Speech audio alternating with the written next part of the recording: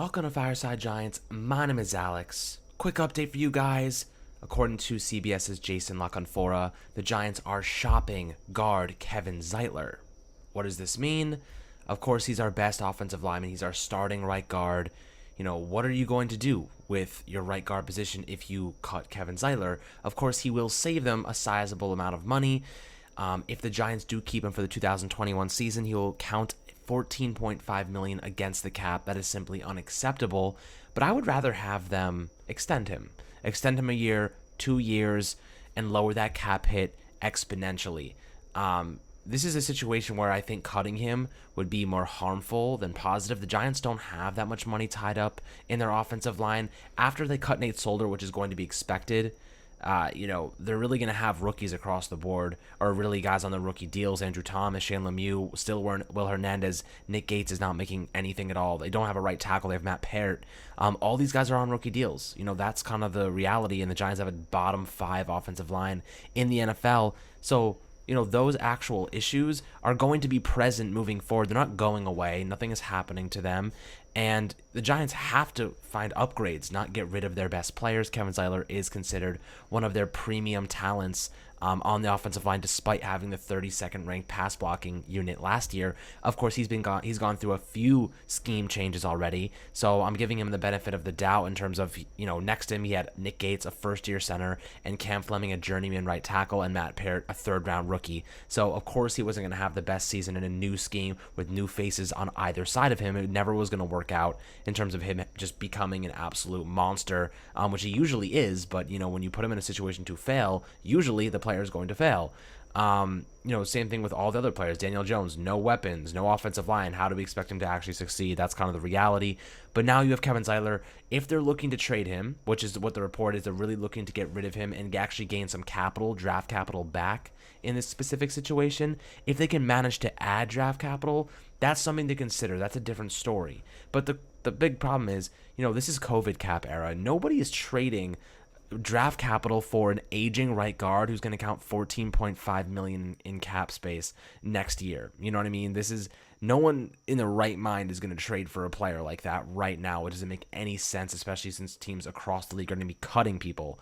No, they're not going to be trading for a $14.5 million veteran right guard. That is not going to happen. If they do manage to get it happen, my hat's off to Dave Gettleman. That's just an incredible general managing there. But I doubt that happens. If anything that's going to happen, they're probably going to cut him, which I completely disagree with. I think extending him and then trading him next offseason when the cap goes up is a more beneficial move for the Giants. And this is kind of the issue. If Dalvin Tomlinson is really in their sights and they want to retain Dalvin Tomlinson and they're trying to make room for him by cutting Kevin Zeitler, they're overspending on the defensive line and underspending on the offensive line. You can't succeed in the NFL with a bad offensive line. Look at the Chiefs. That was the main reason they lost in the Super Bowl. Patrick Mahomes' inability to get the ball downfield, have any time in the pocket. Quarterbacks without an offensive line, that is a disaster. And let alone Daniel Jones, an unproven quarterback who desperately needs help and not being thrown under the bus. With bad playmakers and bad offensive line performances, it's unacceptable. The Giants can't afford to lose any more quality players on offense. They've already, stripped themselves of anybody. They traded OBJ. Saquon Barkley was injured. They have Golden Tate gone now. Thank goodness. They have Pro Bowl tight end Evan Ingram. So this offseason is really important. They need to add pieces, not get rid of pieces on the offensive line. Yes, you need to make money. You need to make cuts, restructure contracts. But the reality is, Kevin Zeitler is not the way to do it. I mean, restructure his contract, extend him a year or two, and then trade him next offseason or even midseason if you see a guard, developing within the Giants' system and scheme. The problem is the Giants only have Will Hernandez and Shane Lemieux. Neither of them have played right guard. Maybe they move Shane Lemieux to right guard and then keep Will Hernandez at left guard, but that sounds like a disaster to me. That sounds like, a player who we don't trust at left guard, and then at right guard, you have a player who's played half a season of left guard in the NFL, and he struggled. He's the worst pass blocker in the NFL in terms of grade per PFF. This is not something I'm for. On the flip side of that, I do want to give you my unbiased opinion.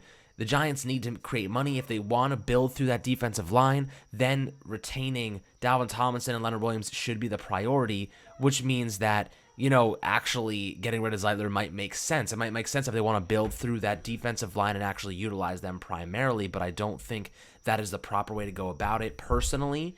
Others might disagree. Others might think that this is the right thing to do, build through the defensive line, and then utilize those rookie guards and offensive tackles to continue spending on offense. So, there's a couple different things the Giants can do here, but personally, I'm on the boat of keeping Zeitler, extending him. If they're going to get rid of him, trade him, but cutting him straight up and getting no value from a player who's your best offensive line and having a bottom 5 offensive line in terms of pass blocking and a 23rd ranked run blocking offensive line. You already have a crap unit there. Let's not make it a dumpster fire. Let's not put Daniel Jones in the gulag right now. It's no sense in putting him in the gulag. He'll never get out. He's in the Call of Duty gulag. He's getting killed every time. There's no survival behind an offensive line like that. So keeping him is my priority. But, let me know what you guys think in the comment section on YouTube. I want to hear your perspective on this, if you think cutting him is a good move, and where that money should go if they do. But as always, guys, thanks for tuning into this short little episode of Fireside Giants, updating you on the Kevin Zeitler situation and the recent updates. We'll catch you guys on the next video.